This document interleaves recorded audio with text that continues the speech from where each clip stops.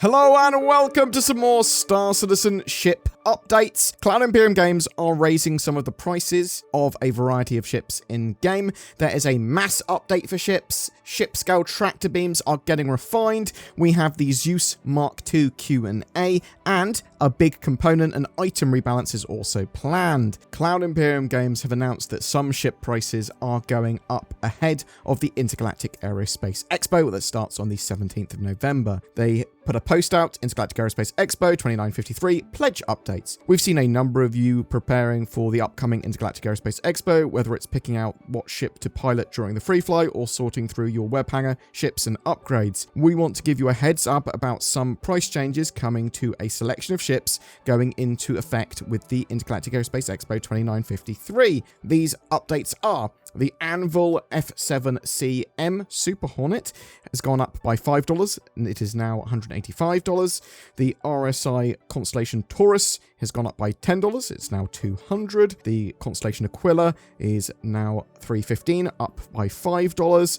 The Aegis Redeemer is $330, up by $5 as well. A couple of concepts have also changed in price. The Misk Hull D has gone up by a mighty $100 to $550, and the RSI Orion has gone up by $75 to $650. Now, I am not a massive fan of prices rising, but why is it specifically these ships that are getting raised in price? Cloud Imperium Games have always said that they will sort of keep on checking prices and update as necessary due to inflation, exchange rates, that sort of stuff. However, that would necessitate lots of ships moving up by a small amount of money, right? I do believe that the price rises here might actually be partly to do with CIG's plans with new ships. Now, the rise of the price of the Super Hornet might be an indicator of similar ships coming out, or a variant coming out. The Hull C on Orion, now you could sort of argue that the develop of those ships has moved ahead, or they've grown in size, or something's with them has changed. But CIG have also mentioned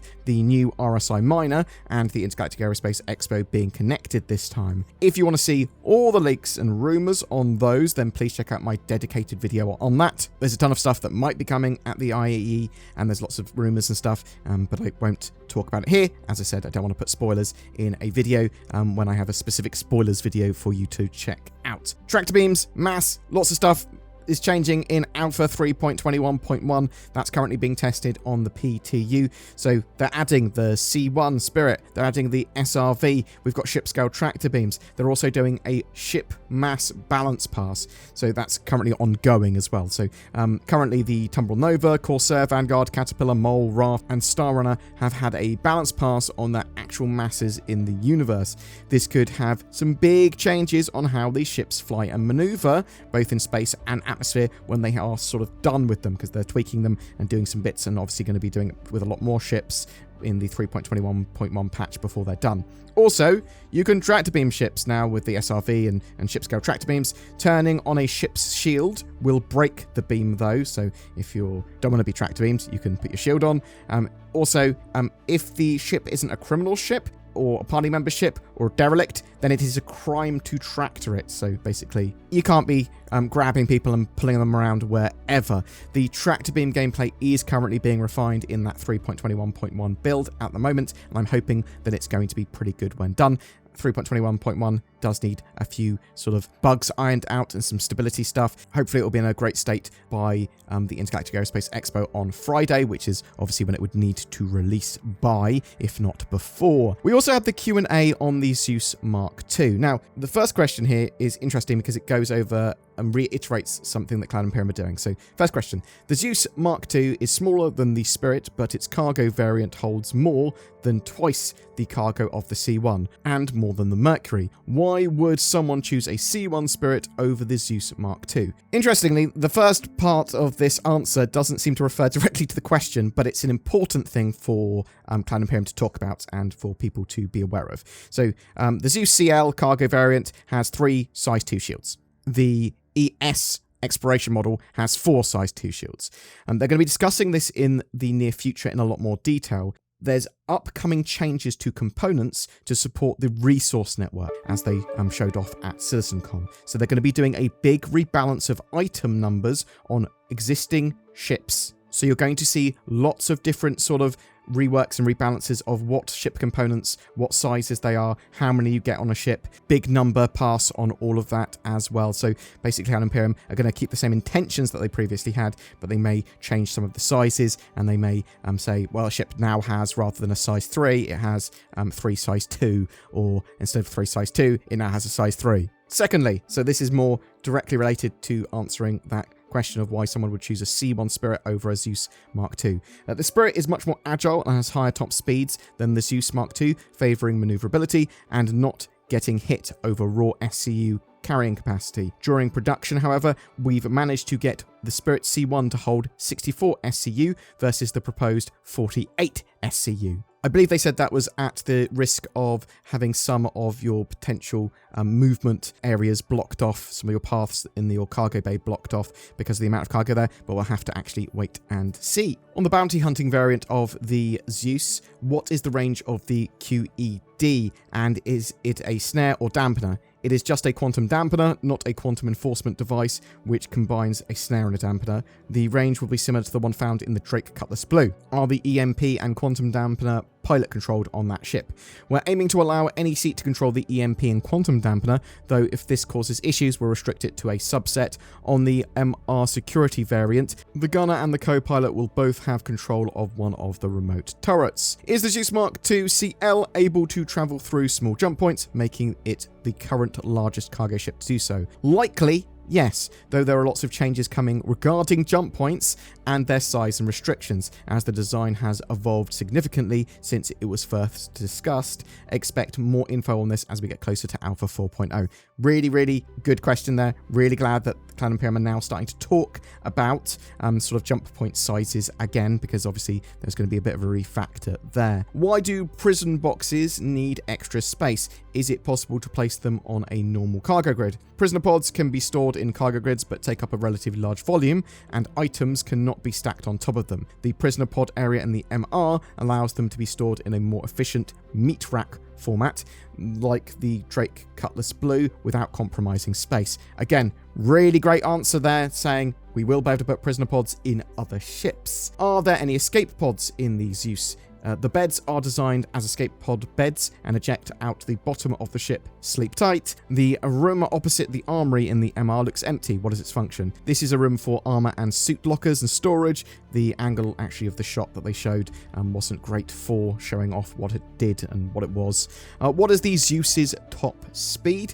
As with any ship in active production, this value is ever changing, but it will be slower than the Spirit C1. As the exploration variant will have more shields, will the bounty hunter variant have significantly heavier armor to compensate? The goal is yes, trading shield power for armor to allow the MR to weather the target's fire. That's interesting to know as well, because I don't think that was actually mentioned anywhere on the brochure or anything. Does the Zeus have fuel recovery? Yes, all Zeus variants have fuel intakes capable of generating hydrogen fuel. Is the top remote turret pilot controlled? Currently, the gunner seat will control the bottom turret on all versions, and the co-pilot will control the top turret on the MR and the tractor beam on the CL. What are the intended roles for each of the 3 crew members? Regarding the bridge seats, one is a dedicated pilot seat, the others are co-pilot and gunner specifically. In terms of roles, we don't want to lock players to a set of roles within ships, so whilst naturally one player would be flying the ship, the other 2 are free to assign and assist different roles themselves, be that navigation, defense